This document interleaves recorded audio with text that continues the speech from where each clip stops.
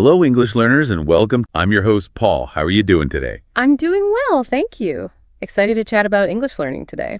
Have you ever had that feeling? You spend ages, like hours, trying to memorize new words, going over lists, and then maybe a week later you try to recall them and then, oh, nothing. Or maybe just a few. It's super frustrating. Right. Well, you're definitely not alone there. It seems like everyone learning a language bumps into this. But what if that feeling of words just vanishing isn't really about you failing? What if it's more about maybe not using the best methods for how our brains actually hang on to language? That's exactly it. And the research we've looked at, well, it really backs this up. The good news is learning vocabulary doesn't have to feel like this constant uphill battle against forgetting. There are definitely smarter ways, approaches that work with your brain to make new words actually stick. And not just stick, but become, usable, part of how you communicate. Exactly. So, in this deep dive, we're aiming to give you a bit of a shortcut. We've gone through a ton of cognitive science stuff, linguistic research, and Mark Jargon, and we want to pull out the key insights for you. We'll look at why words sometimes just disappear, how to avoid those common traps, and most importantly, how you can actually make learning vocabulary, dare I say it, kind of fun and definitely more effective. We've got stacks of research here, neurolinguistics, practical guides, the whole lot. We're going to boil it down for you. So yeah, maybe grab a notebook or just listen along. Get ready to maybe rethink your vocabulary strategy. This is all about making things smoother, more strategic. Okay, great. Let's jump right in then. Those common hurdles. What makes words not stick? Well, one thing that comes up again and again in the sources, especially from folks like Dr. Sharma at the Semantic Memory Institute, is this big one. Lack of context. When you just try to memorize words on their own, like isolated facts, your brain struggles. It doesn't have anything to connect them to. It's a bit like, I don't know, trying to remember a long string of random numbers versus remembering points in a story. Context is key. That makes total sense, yeah. A word without a situation is just a sound, right? Or symbols on a page. Dr. Sharma's work really highlights how our brains are basically meaning-making machines. They want connections, not just data points. And that kind of leads to another big problem, doesn't it? Something Professor Lee talks about with cognitive load. Yeah. Basically trying to learn too much at once. Cramming, you see people trying to absorb like 50, maybe even 100 words in a day. Oh, absolutely. And Professor Lee's studies, they're pretty clear on this. Cramming might help you for a test tomorrow morning, maybe. But for actually remembering and using those words long term, it's just not efficient. Your brain has limits on how much new stuff it can really process and store properly at one time. If you overload it, it's almost like it activates a forget button instead of a save button. Huh. It's almost the opposite of what you'd think, isn't it? You push harder, try to stuff more in, but your brain just resists. Which then brings us to another point a lot of our sources mention, memory just fading if you don't revisit it. Like Dr. Vance's analogy. Right, the seed analogy. It's quite good, actually. You plant a seed, learn a word, but you can't just water it once and expect a tree. Words need consistent attention, regular review, and crucially, actually using them. That's how they grow strong roots in your memory. That's so critical. The whole use it or lose it thing. But for words, the research shows if you're not actively pulling that word out of your brain, using it when you speak or write, the connections just get weaker over time. And there's one more barrier, which is surprisingly common, according to Dr. Tanaka's work on language learners. It's relying too heavily on translation. Yeah, the translation trap. It feels like the obvious thing to do, translate everything back to your first language. Yeah. But Dr. Tanaka found that constantly doing that mental translation actually slows you down. It puts an extra step in the process. Exactly. Instead of forming a direct link between the English word and the actual concept or image, your brain is always taking this detour through your native language. It hinders that immediate, intuitive understanding you need for fluency. It's like having a translator running in your head all the time. Okay, so let's quickly recap those main hurdles we've pulled from the research. Number 1, lack of context. Learning words in isolation. Number 2, information overload. Trying to cram too many words at once. Right. 3, the fading memory, not reviewing, or, crucially, using the words. And 4, the translation barrier. Over-relying on translating back to your own language. But the good news is, knowing these problems is really the first step.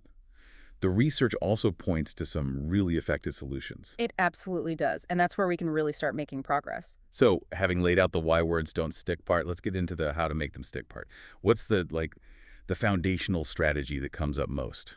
Across the board, especially from the neurolinguistic side, it's contextual learning. And this isn't just, use it in a sentence. It's about encountering and using the word in rich, meaningful situations. Real scenarios, stories. Dr. Jenkins over at Edinburgh, her work found learners who got words in varied, real contexts, not just definitions, remembered them something like 30% better long term. Wow, 30%. That's huge. So if you're learning elaborate, you don't just memorize to explain in detail. You see it like, could you elaborate on that point? Or she elaborated on her travel plans. You see it doing its job in the sentence. Exactly. See it in action. Understand its flavor.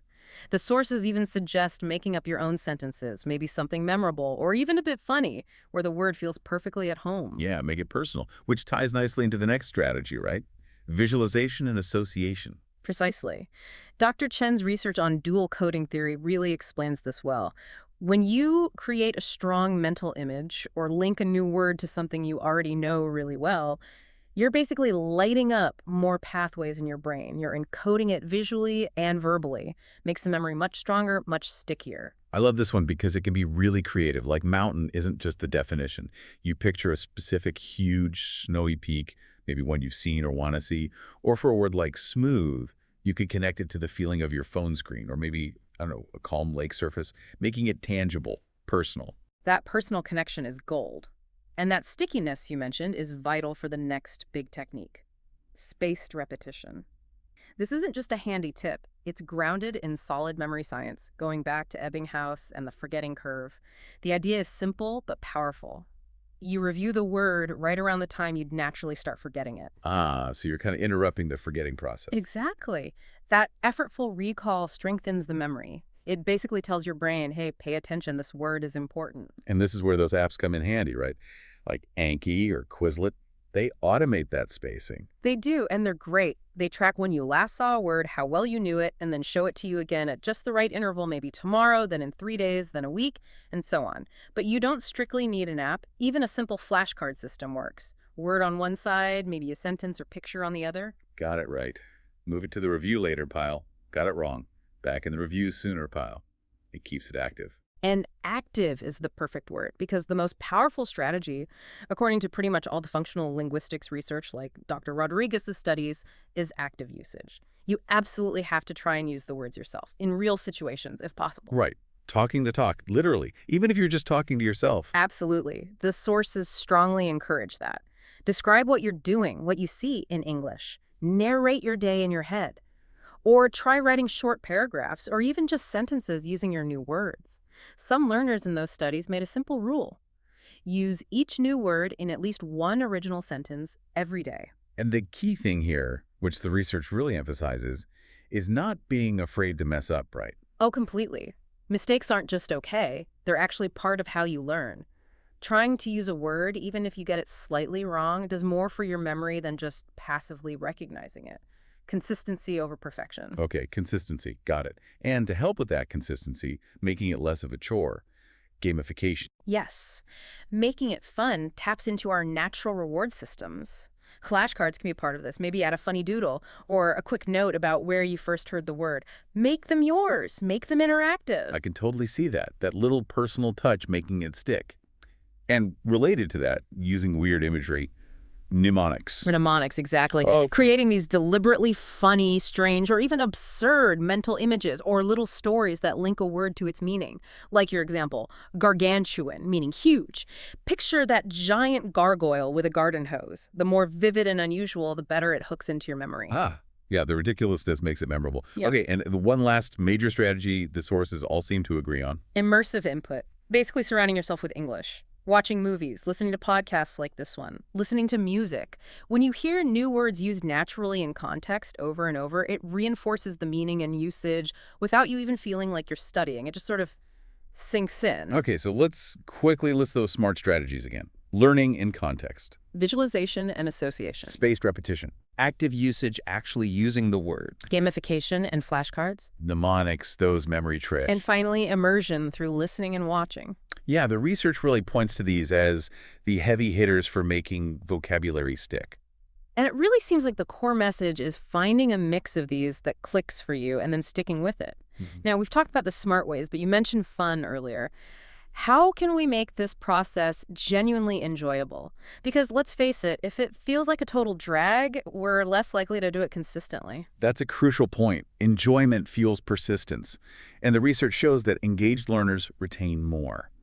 So fun techniques are actually serious learning tools. One simple but effective one is word association games. Not just synonyms, but linking a word to anything and everything that pops into your head. Oh, like brainstorming. So if the word is sparkling, you don't just think shiny. You might think fireworks, champagne, a really clean window, a witty conversation. Exactly. Let your mind wander. The more connections, the richer the memory network. You can do it alone, or even bounce ideas off a friend. It becomes playful. I like that. And building on the playful idea, what about storytelling? You mentioned mnemonics often involve stories. Yes, creative storytelling is fantastic. Make up silly, exaggerated stories using your new words. The funnier, the more personal, the more memorable. Like that example for enormous, the pizza needing its own zip code. That kind of absurdity really helps cement the word. Huh. I won't forget that one now. Okay, what else? How about making it more like a game in the real world? Vocabulary scavenger hunts. Challenge yourself. Watch a TV show, listen to a song, read an article, and actively hunt for, say, 3 new words you didn't know. Then the crucial part, jot them down and try to use them yourself later that day, maybe in a text or just saying them out loud in a sentence. That turns passive watching or listening into an active hunt. Clever. And you mentioned music, karaoke. Really? Seriously, music is incredibly powerful for memory. Think about how easily song lyrics get stuck in your head. Pick an English song you like, look up the lyrics, focus on the words you don't know. Singing along helps with pronunciation and embeds the words through rhythm and melody. It's learning without feeling like learning. Okay, I might have to try that one. It sounds way more fun than flashcards sometimes. What about practicing conversations? Role-playing is great for that. And you don't even need another person. Practice common scenarios out loud by yourself. Pretend you're ordering coffee, asking for directions, talking about your hobbies. Use your new vocabulary. Doing it in front of a mirror can actually help build confidence. Ah, the mirror trick. Less pressure than a real person. Right. You can make mistakes and nobody knows. Good tip. Exactly. And for those who like structure and seeing progress, making your own quizzes can be motivating. Like testing yourself. Yeah, simple stuff. Match the word to the definition. Fill in the blanks in sentences you create. Doing it regularly, maybe weekly, shows you how far you've come. That sense of accomplishment is really encouraging. Totally. Seeing that you can learn and remember is a big boost. Anything else on the fun front? One more, especially for visual learners. Comics or cartoons. The combination of picture and text is great for reinforcing meaning. You could try drawing a simple comic strip using your new words, or just find comics written in English online. It's lighthearted and contextual. Okay, so a quick fun recap. Word association games, creative goofy storytelling, scavenger hunts, karaoke, role-playing solo, making your own quizzes, and using comics. Right. The core idea from all our sources is make it engaging, make it interactive, make it enjoyable for you. That's the secret sauce for sticking with it long enough for the words to truly become yours. Love it. Okay, so we know why words don't stick, we know the smart strategies, and we know how to make it fun. But we also need to talk about the things to avoid. The common mistakes that can trip people up, even if they have good intentions. What's mistake number 1? It circles back to the first hurdle we discussed. Learning words in isolation. Just memorizing a word and its definition without understanding how it's used. Our sources are unanimous on this. It's just not effective for long-term usable vocabulary. You need context, sentences, situations, real examples. Right, it's like knowing the name of a tool but having no idea what it does. Gotcha. Okay, mistake number 2 is probably related to effort. Cramming. Trying to learn too many words all at once. We talked about the cognitive load issue. The brain simply can't consolidate that much new information deeply in one go. You get superficial learning that fades fast. Smaller chunks, learned consistently over time with spaced repetition, that's the way to go, according to the data. Makes sense. Break it down. What's another common pitfall? Something about just knowing the definition. Yes, focusing only on the dictionary definition. A definition is a starting point, but it doesn't tell you the word's personality, you know? How does it combine with other words? What feeling does it convey? Does its meaning shift slightly in different contexts? Understanding usage is way more important than just the definition for actual communication. That's a great point. Words have nuances, okay? And related to spaced repetition, Yeah. a big mistake must be not doing it. Absolutely. Not reviewing regularly. You learn a word, feel good about it, and then You just never look at it again. Memory naturally decays. Without that spaced retrieval practice, even just a quick review session daily or every few days, those words will fade. It's just how memory works. A spaced repetition system, whether it's an app or cards, combats this directly. Okay, so consistent review is non-negotiable. What about the psychological side? The fear of making mistakes. This holds so many people back. They're afraid to try using a new word because they might get it wrong. But the research, especially on language acquisition, shows mistakes are crucial learning opportunities. Trying and failing or trying and succeeding.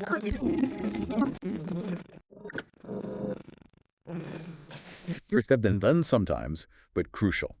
Okay, one final mistake to highlight. Maybe getting stuck in a comfort zone. Only learning or using easy, basic words. While you need that foundation, real fluency and the ability to express yourself fully requires you to keep pushing, to learn more complex, more nuanced vocabulary as you improve. Don't be afraid to challenge yourself. Good one. Keep reaching for the next level. Okay, so let's quickly list those mistakes to sidestep. Learning words alone, without context. Cramming too much at once. Focusing only on the definition, not the usage. Forgetting to review regularly. Being too afraid of making mistakes to actually use the words. And sticking only to the easy vocabulary you already know. Avoiding those really helps clear the path for the effective strategies we talked about. Definitely. Understanding what not to do is just as important sometimes. Okay, wow. We have covered a lot of ground in this deep dive. We really have. We started with those common frustrations why words seem to vanish, looking at things like context, cramming, and the need for review. Then we dove into the smart science-backed strategies. Learning in context, using visualization, harnessing spaced repetition, the power of actually using the words. Plus gamification, mnemonics, and soaking up English through immersion. And we didn't forget the fun stuff, making it enjoyable with games, stories, even karaoke. And finally, highlighting those key mistakes to avoid, like learning in isolation or fearing errors which can sabotage your progress. So what this really boils down to, for you listening, is that building your vocabulary doesn't have to be this painful, forgetful process. The research strongly suggests this can be strategic, effective, and yeah, even genuinely enjoyable. It's about finding what works for you and applying these principles consistently. Exactly. It can be more like a game or a puzzle where the words just naturally start to stick. And just to leave you with something to think about, consider how these core ideas we've pulled out, things like learning in context, spacing out your practice, seeing mistakes as data, making it engaging. How could you apply those principles, not just to learning English vocabulary, but maybe to learning anything new in your life? Another skill, a new subject. Where else could this whole smarter, not harder approach based on how we actually learn make a real difference for you? Something to mull over.